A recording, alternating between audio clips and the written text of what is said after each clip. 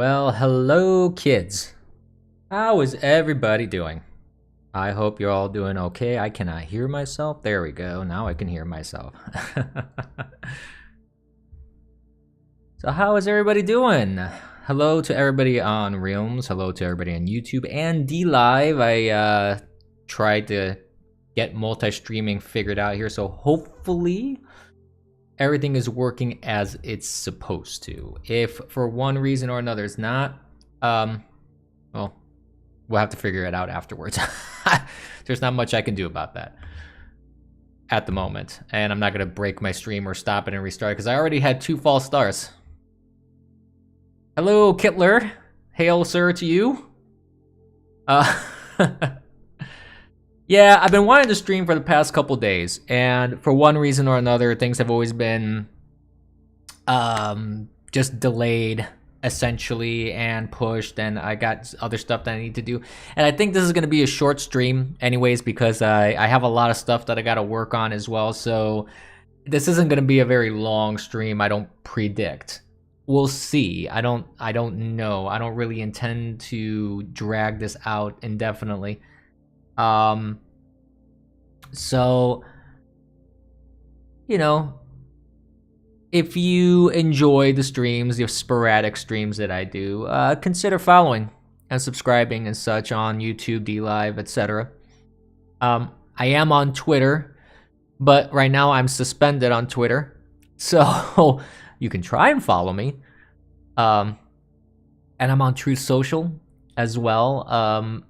The whole thing with Twitter is a very weird situation because I did a post that they did not like about Kamala Harris, the the village whore, and apparently that struck a nerve.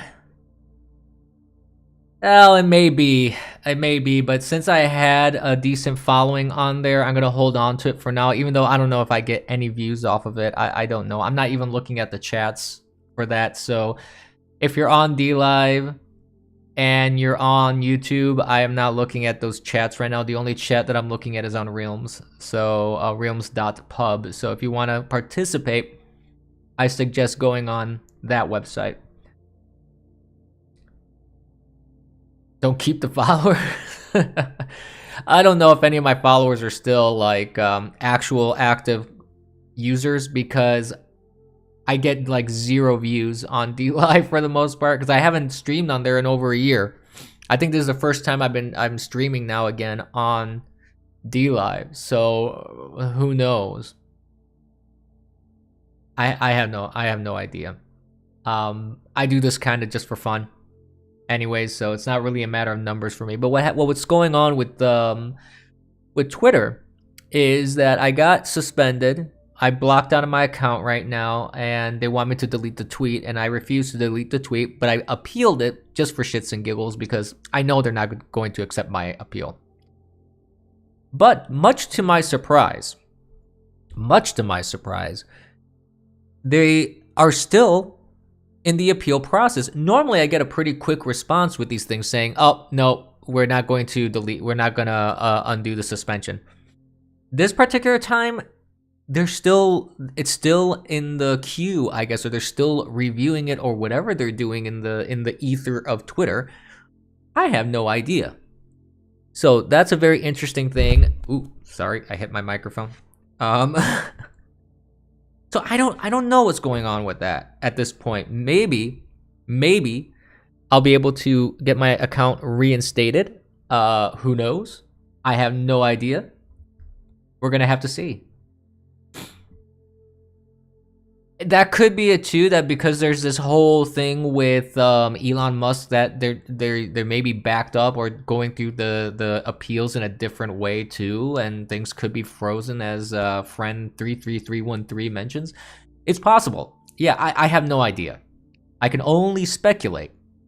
Really, that's the only thing I can do, is speculate about what exactly is going down when it comes to that sort of thing. I don't really like the position of this D Live bubble. Not D Live, Discord, I mean. Let me see if I can make a minor adjustment here and there. I don't know. Let's see if that's a little better. I don't know. Maybe it is, maybe it isn't. No idea. But I thought we'd talk about some stuff. There's a couple news items that have intrigued me and that have piqued my interest, so to speak. So I thought we'd talk a little bit about them, and I'm going to bring them up here. I mean, obviously, this whole election thing that's coming up with the midterms is definitely a big news cycle item that everybody's talking about that, basically. And if you followed anything about what I've been speaking of in the past couple years, ever since the last election, you'll know how I feel about all of that. You know, I know that YouTube might ban me for saying this because it was the most secure election ever, apparently. But there have been news reports that differ in that opinion, so we'll just put it that way. So it's not me saying it, YouTube, unless you just want to ban me anyways, but you can. Whatever. But there have been many reports of a lot of different concerns and questions and things that were brought up. So who knows?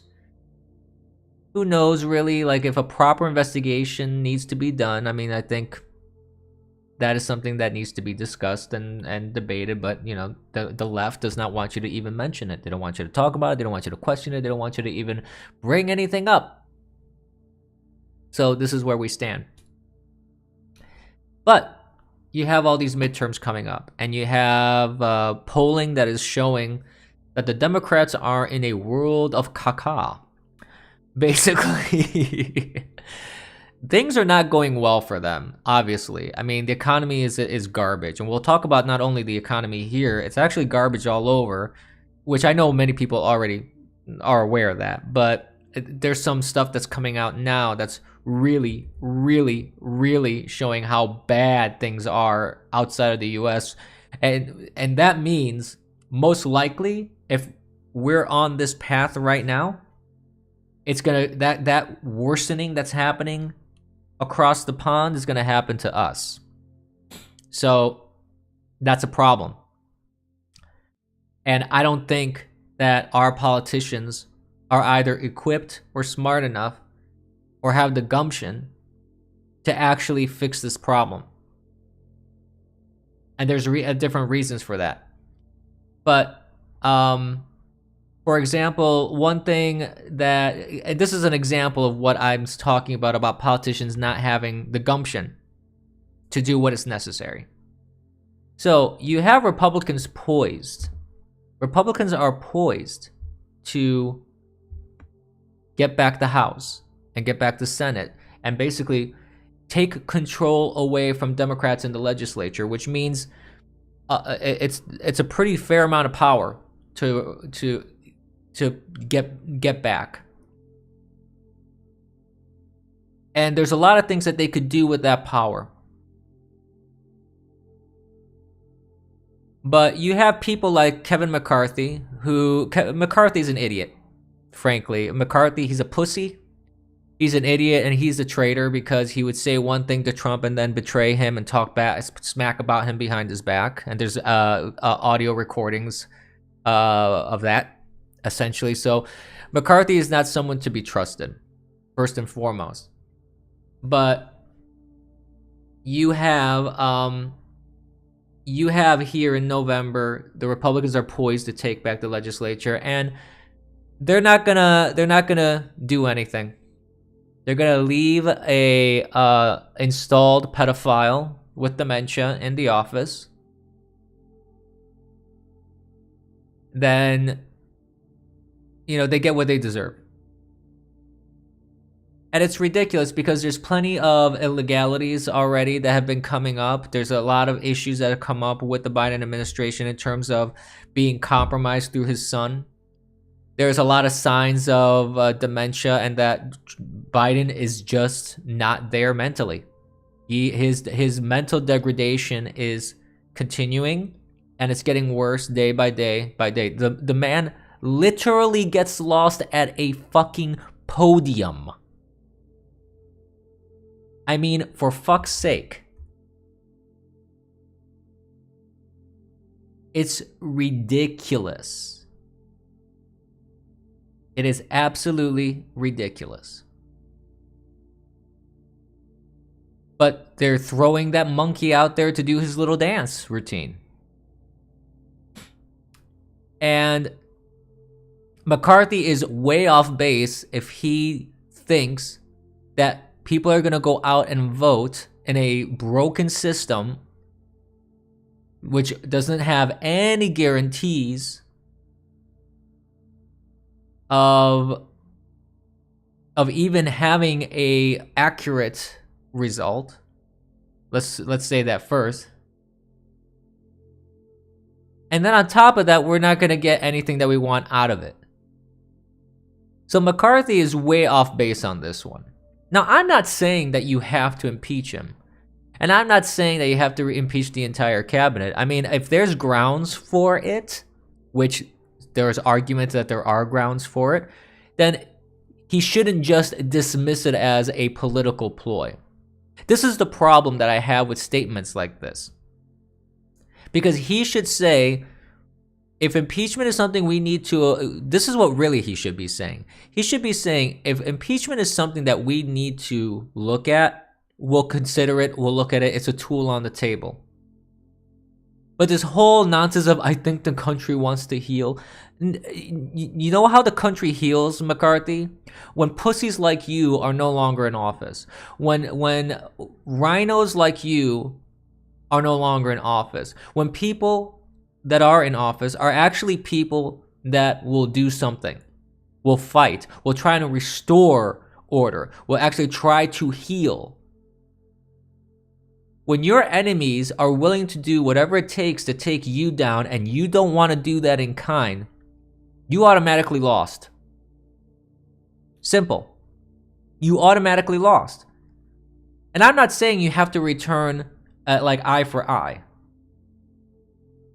Or, you know, a slap for slap or punch for punch. But you have to be willing to fight just as much as they are. And if they're willing to bend the rules or completely disregard the rules, then you should in turn be willing to fight just as dirty. And I'm not saying I want Republicans to break the rules. I don't want them to break the law. I don't want them to go against the Constitution. It's the gumption.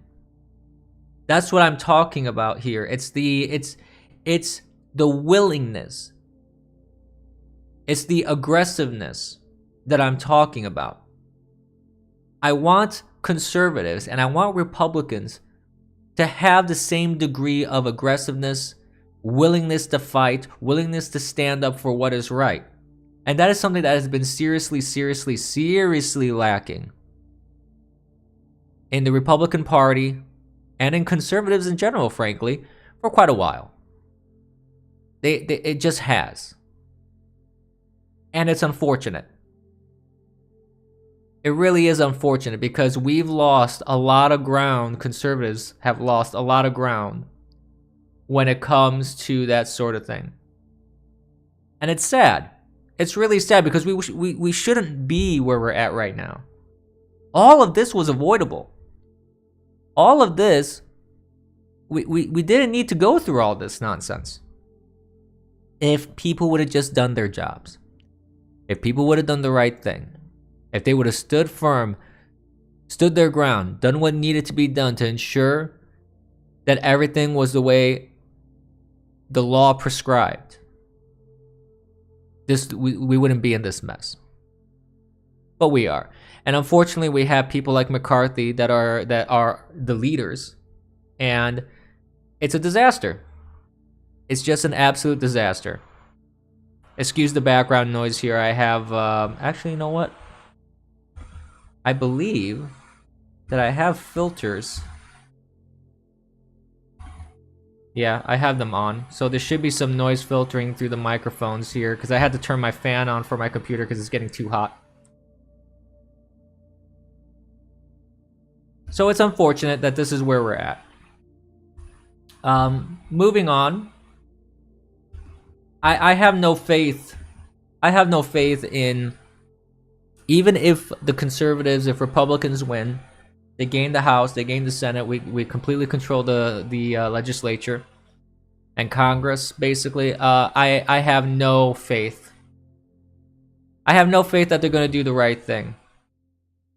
For example, and this is one of the reasons why I don't have faith. For example, let me show you another news item that has come up here. I mentioned this in chat yesterday if you were here in Realms. You have the Steele dossier source acquitted of lying to the FBI. Now this guy, there were 4 counts of him lying to the FBI. This guy totally made up all this shit. Nothing was verified because you couldn't verify anything. Yet somehow he's acquitted. This is obviously political. Obviously political. How can someone be acquitted when he made up stuff that the FBI used to then get FISA warrants to investigate Trump and investigate his campaigning and investigate him and his family and all this nonsense? It's an outrage. It is an outrage that our legal system is so biased and broken. It's just an absolute, it's just an absolute exercise in futility to want to see some justice done. But then what do? Instead, you know what do? They raid Christians because they were defending their child and they are anti-abortion. Or they raid conservatives for no reason, just because they're conservatives and they don't like their politics and they've said a couple things online.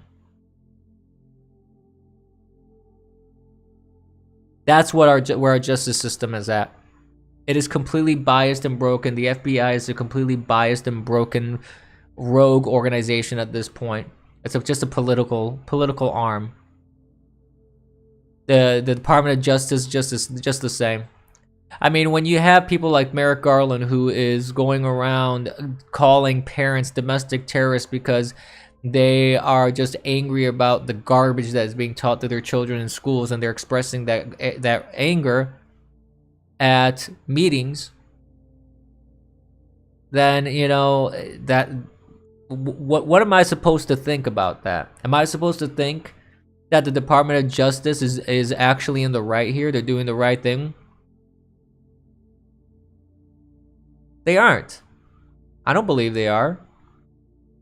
You don't call concerned parents or a parent of a daughter who was assaulted by a trans kid in a bathroom a domestic terrorist when he tries to bring it up at a school board meeting, and he confronts the school board who hid that, and that they moved that trans kid to another school, and the trans kid did it again, assaulted another girl, and the defense of the mother of this trans kid says, oh, well, she's 15, she should be able to defend herself. Yeah, the parent, the father of this daughter who was sexually assaulted, he's the domestic terrorist in this whole scenario. He's the bad guy. He's the baddie. Yeah, I'm sure. So yeah, it's we live in a crazy world, my friends.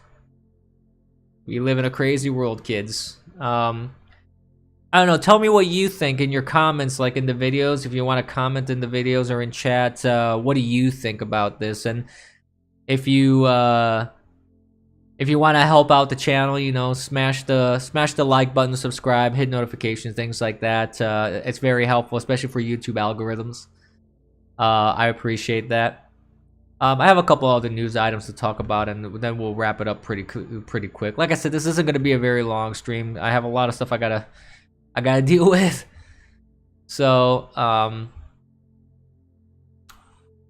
let's see. There was another article here that I'm trying to load in. For some reason, it's not loading.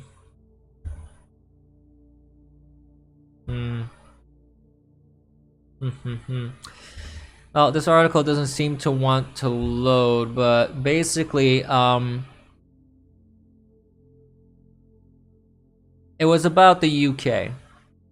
So, what I was talking about earlier about, the foreshadowing of the problems that we're going to run into here. We have potential disasters looming. I mean, we're already in a recession. The regime and their propaganda machine can try and argue and change definitions of words, saying, no, this isn't a recession, even though it is. But we're definitely in a recession. And you can see the problems across the pond, like in England, where they already hit inflation of 10.1%, the highest in 40 years.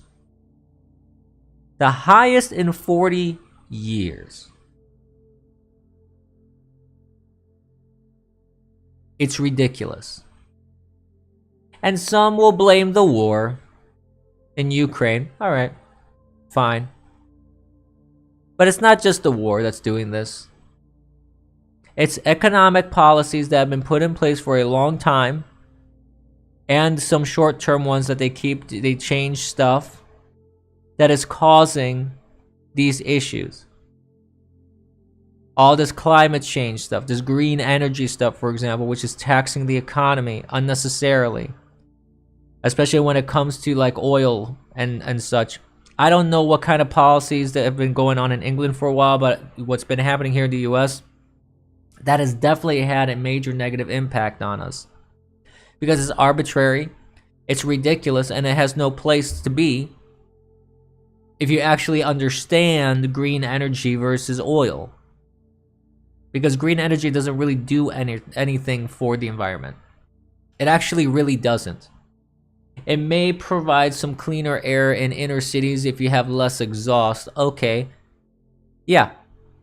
But at the end of the day, you're only shifting where all the pollution is coming from. You're shifting everything over, and you're putting an unnecessary burden on people.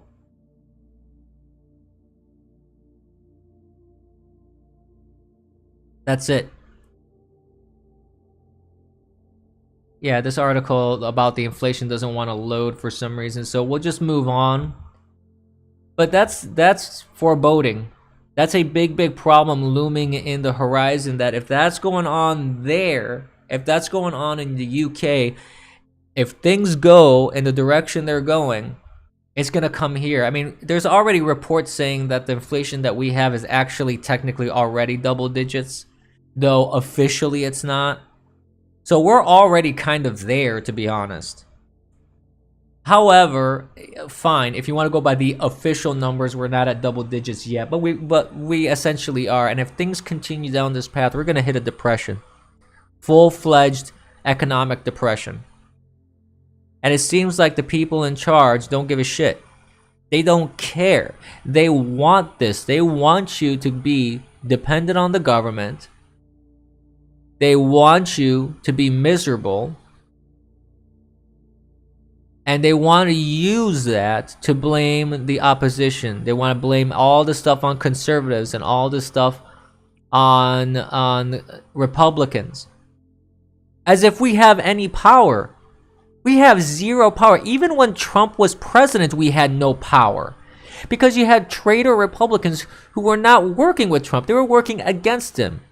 You had Paul Ryan working against him. You had McCarthy. You had Cheney. You had who else? Mitt Romney. You had McCarthy, who was pretending to be working with him. You had a bunch of people in the Republican Party that actively worked against Trump, even though he had sound policies that actually made our economy good. It gave us a good, roaring economy. Wages were up. Earnings were up. Job creation was up. Workforce participation was up. Every demographic was seeing some sort of improvement. And this isn't just my opinion. You had CNN and left-wing media towards the end admitting, yeah, you have to campaign against the economy. Like you can't focus on the economy if you're campaigning against Trump, because his economy is good. That was a shining light in his administration during his first term. So it's a big issue. It's a big issue that we find ourselves in a situation now that's just horrendous. And it's only gonna get worse. And you know why it's gonna get worse? Because of reasons like this. Because you have idiots in charge that are basically compromising our national security. Actually, let me increase this just a touch here. Increase the size. You have now another 50 million more barrels of oil that are going to be taken away from our reserves. Our reserves are the lowest that they've ever been, historically. And that's supposed to be for our emergency use, not because your dumb policies increase gas prices astronomically and you're trying to mitigate political damage. The national oil reserves are not for your party's damage control. But that's what this regime is doing. They depleted our reserves for what? For nothing. And now if there's an emergency where we actually need the reserves, we're not going to have anything. We're not going to have enough. They're not replenishing them. They're just depleting them, and then we're screwed.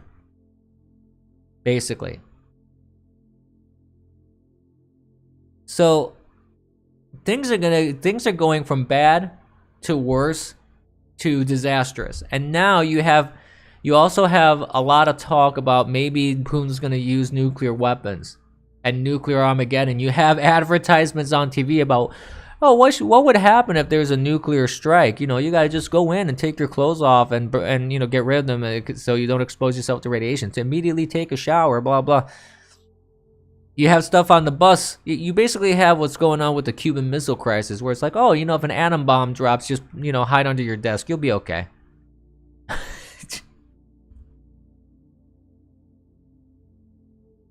The situation is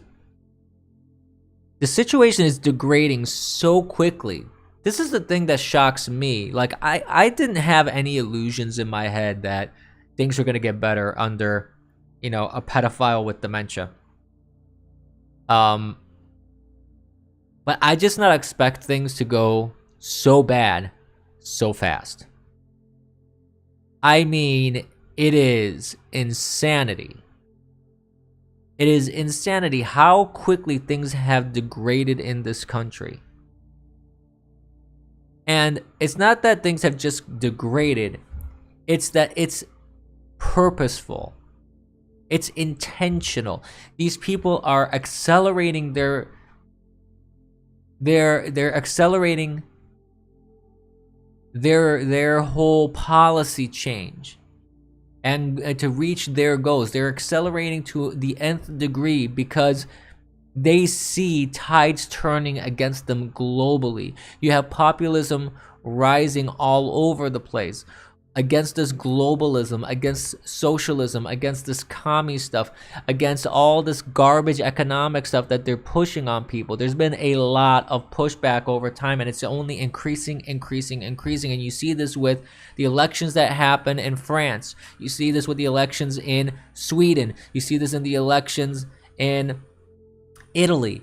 You see change coming, and they're running out of time. The Democrats are also losing their base voters that they always generally assumed they would have. You have more black voters walking away from the Democrat Party. You have traditional blue Latino areas that have been consistently, reliably blue, switching to red. And you have on the horizon, a major loss for the Democrats in the House and the Senate. Now, will they gain a supermajority? No. I doubt that they would gain a supermajority. So that's one problem that the Republicans will face. They will not be able to have a veto-proof majority. I don't think so. I have some doubts about that. But you have some states, I think it's Washington, if I'm not mistaken, where you may have a Republican governor for the first time in a very, very, very long time. I mean, people are waking up. I mean, unfortunately, they're not waking up quick enough, and they're not getting involved quick enough. No, I don't necessarily think in terms of blue or red, but the problem is this. Let me finish my thought and we'll address that in a moment. There is a big change in tides that is happening, whether you agree with that or not. It's gonna happen. And the polls show that. Biden's polls are the polls are saying 40%, but you know it's much worse than that because all the polls are skewed. You have all these races that are leaning red, so there people are talking about a red wave, for example. Now, to address what you're talking about in terms of blue and red, I mean, right now our political system is set up that way. Whether I like it or not, whether you agree with it or not, or whether you think there is a difference between the two or not, that's how we have this two-party system, that our political system here in the United States, that's just how it is. However, me personally, they're just two sides of the same coin. They're all elites, and I've said this on many occasions in my previous streams. It's not a matter of conservatives and liberals. It's not a matter of red versus blue. It's elites in power versus the people. They're trying to take power away from us, and we're trying to reclaim some of that power. That's why I have a big problem with Republicans, because even if Republicans get into power, as I said at the beginning of the stream, that doesn't mean anything if they don't have the balls to actually stand up and fight for what's right. And they don't have the balls. They've demonstrated this over and over and over again. McCarthy has demonstrated over and over and over that he is a feckless leader. He is someone who is not capable of fighting the good fight, of getting down in the dirt and going, you know what, you guys did this, we're gonna hit you just as hard, and maybe a different way, but we're gonna hit you just as hard. Because they should. They're not gonna do that because they're pussies. They're just not. And that is the big problem, the big issue that we have. I just don't have faith in the system anymore. And I have zero intentions of going to vote for exactly that reason. Why participate in a scam?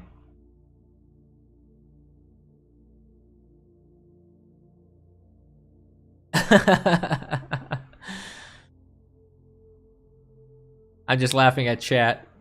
There's some inner turmoil. No, but basically that's the problem that we run into. I don't have any faith, and that's another question that I would pose to anybody that's listening on other platforms like on YouTube, DLive, in the comments. Do you intend to participate in the election? Because I have a feeling you already have reports. For example, CNN is reporting, oh, there's a early voting happening at the same levels of 2018. For example. Okay. So what? So you're touting the fact that you're pulling the same scam? Is that basically what you're doing? I don't know. I don't understand what that's supposed to tell me. The fact that there's early voting at all is kind of bullshit. Except for the few legitimate cases where that's required. I have a feeling that my chat is cut off. Hold on, let me see something here. I think my chat is slightly cut. No, I don't have that. Well, didn't mean to do that. My bad.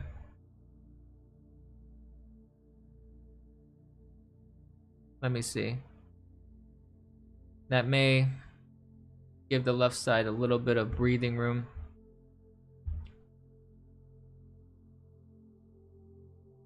Or did I need to do that on the right side? I think I needed to do that on the right side. I don't like doing these edits live on stream exactly for that reason, because it can get a little like nonsensical here when I'm dealing with this stuff. But there we go. I don't know. You guys have to tell me if it looks any better or not. I can't really detect any major difference. But regardless, I'm curious, because I've always figured after what happened that you'd have a drop in participation. And maybe I'm wrong. Maybe people are fired up because they see all these problems, and you'll have a equal or greater participation than last time. I don't know. I really don't know, because you do have a lot of people waking up to basically the shit show that is occurring around them. So that could affect people, and that could make people decide, I'm going to participate regardless of what's going on in the system, and just to see if we can make any sort of positive improvements. I don't know. Who knows? But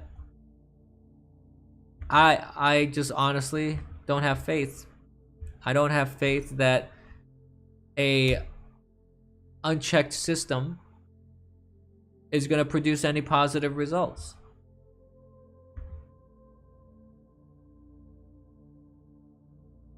What, the Adam and Eve thing? I'm not sure I understand the point of that.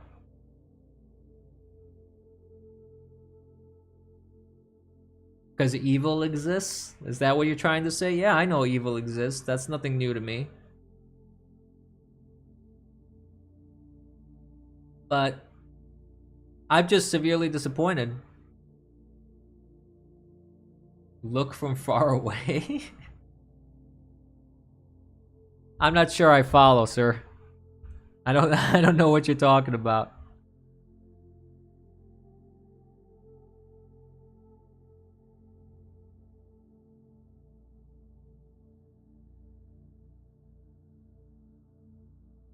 It's the merchant. Oh. Oh, jeez. Whatever. It's that's not what I'm talking about here. Yeah, I don't know why my chat is cut off, because I use the thing to separate chat from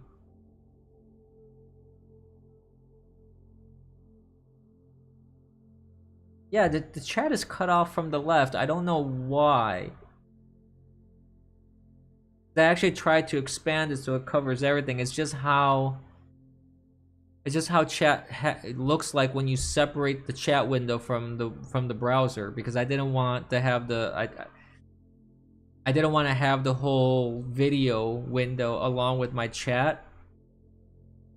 So I don't know why that's cut off. I'm gonna have to figure out a way to resolve that. That's very strange.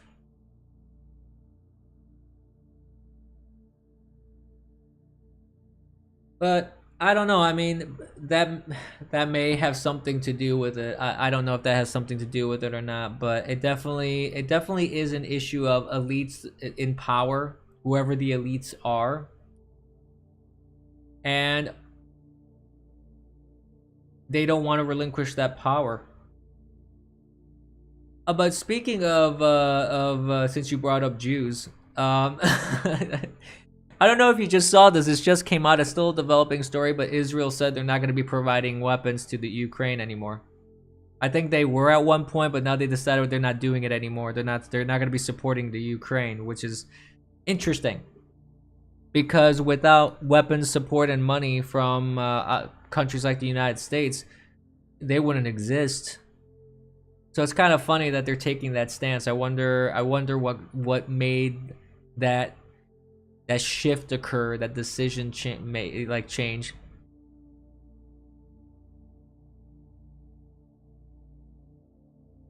Well, listen, I'm not going to go into all that because that's not the kind of stream this is. All I can tell you is that there are people in power, and there are elites. There are people with lots of money that run our government.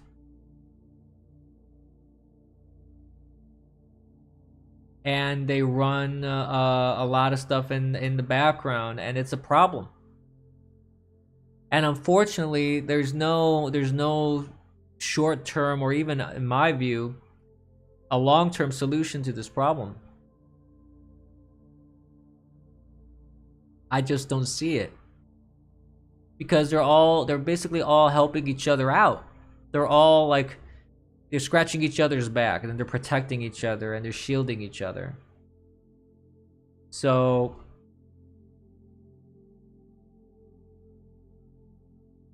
I don't see a quick fix, and there isn't going to be a quick fix to this whole thing. There really isn't. It's a big problem. It's a very big problem, and that's why I think no, it's not blue and red. Again, like I said, it's elites. Both Republicans and Democrats are the problem together. It isn't a matter of blue versus red. It's a matter of people that have power want to stay in power, and they want to impoverish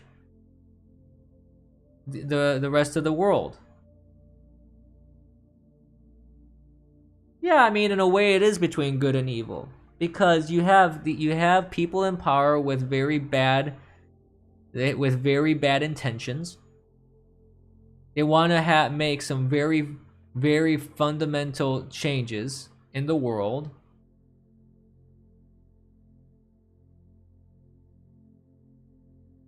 That will only benefit them.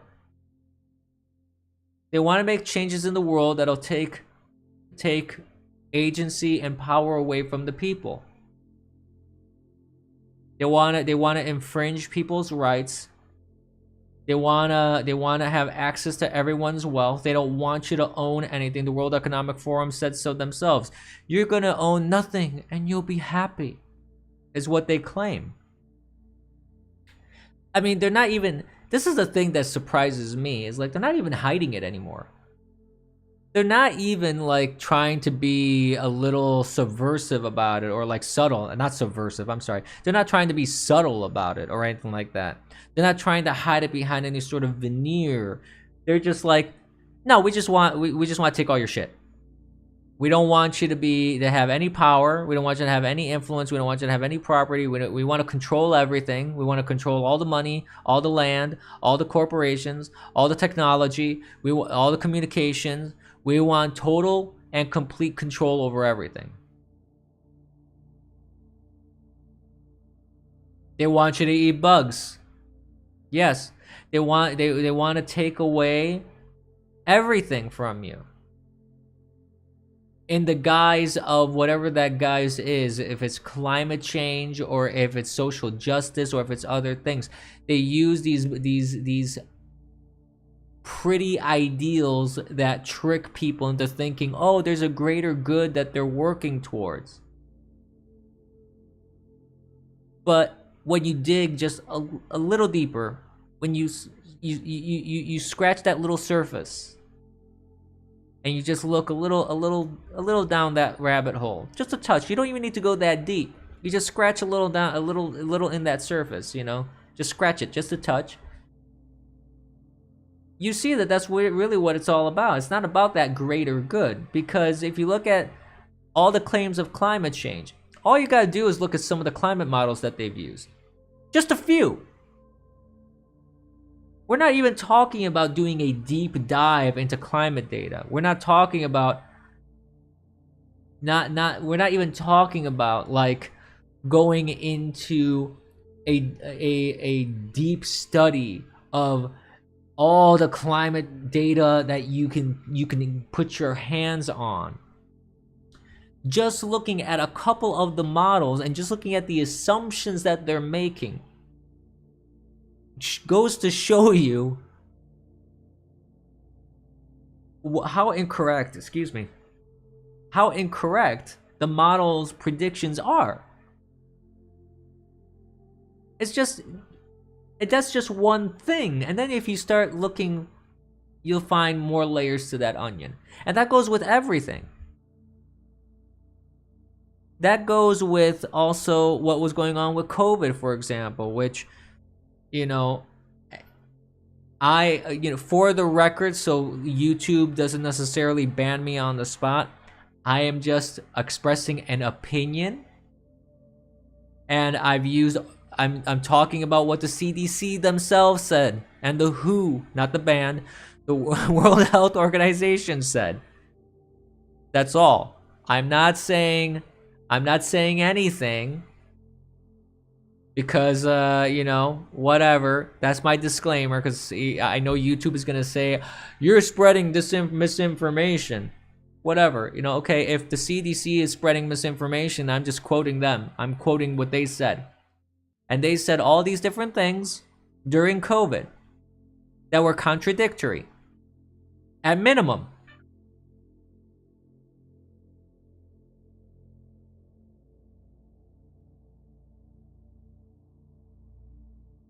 So, you have this issue with just about every major talking point. You talk about abortion, for example, where they bring up all these different things if you argue against abortion. Again, you just got to scratch a little bit of the surface of that. You don't have to go into a deep dive into the topic of abortion. There's a lot of nonsense that's being spouted there that does not reflect the reality of the situation. Just about every talking point that Democrats can push, on the surface, it's one thing, but just a little touch underneath, it's different.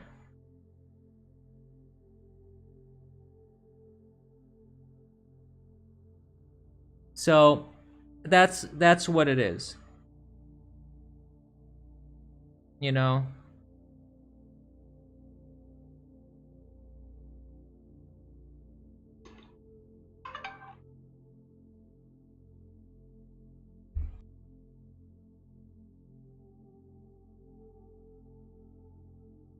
Sorry, I had gotten an alert on my phone that I just wanted to take a quick peek at. So yeah, that's the thing that I think most people don't think about. I think that's the problem, is that most people don't think about it in that framework where it's all this elite stuff versus people. They don't think about the framing of arguments. They just regurgitate talking points. And some people can argue, okay, let's play devil's advocate for a moment. Some people can argue that when I speak of the talking points that I speak about, that I'm just regurgitating the same conservative talking points. And, maybe there's some truth there. But in my case, at least, the thing that I can say for me is that I didn't really get my talking points from listening to other conservatives. I didn't get my talking points from articles. I didn't get my talking points from a political party. I've reached most of my conclusions, and then obviously I have read a lot of materials. I've studied. I've examined these issues. And I've just confirmed and I've reached these conclusions. I've confirmed these conclusions, so I speak about them. And it may be in sync with people that are on the right and other conservatives, because other conservatives have thought about this stuff and also reached these similar conclusions. But I'm not someone that goes, okay, I'm conservative, so I need to figure out what my stance is on guns, and I'm just gonna go to like Steven Crowder and just watch a video and go, okay, those are my new talking points. No, I don't do that. I read the Second Amendment. I read the Federalist Papers. I study up on case law from the Supreme Court that has adjudicated over cases relating to the Second Amendment and gun rights. That's how I reach my conclusions. And if it so happens to sync up with people like Steven Crowder or Republicans in Congress or with the Supreme Court decisions, then so be it.